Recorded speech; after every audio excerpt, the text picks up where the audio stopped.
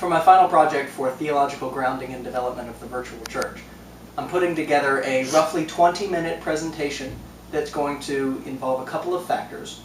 and it's going to essentially go through what's required in our final project. I'm going to spend some time talking about why we need to have a web presence,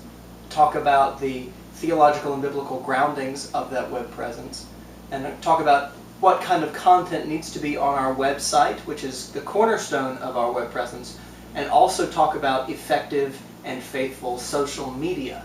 kinds of involvement in the web presence. I'm also going to talk about what kind of faith or what kind of functionality is going to be considered successful, and among these things I'm going to talk about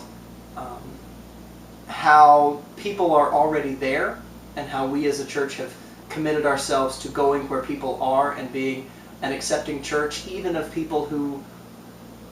struggle with being accepting persons, and how we are kind of the radical moderate kind of church. And the primary thing I'm going to talk about as far as the design and intent is from the readings, what makes for effective web-based presence and what makes for effective web design. And that's going to include, among other things, talking about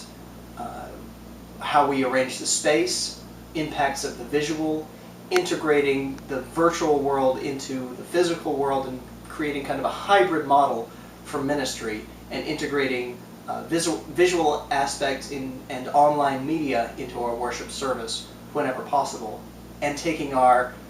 worship services and putting them to online formats.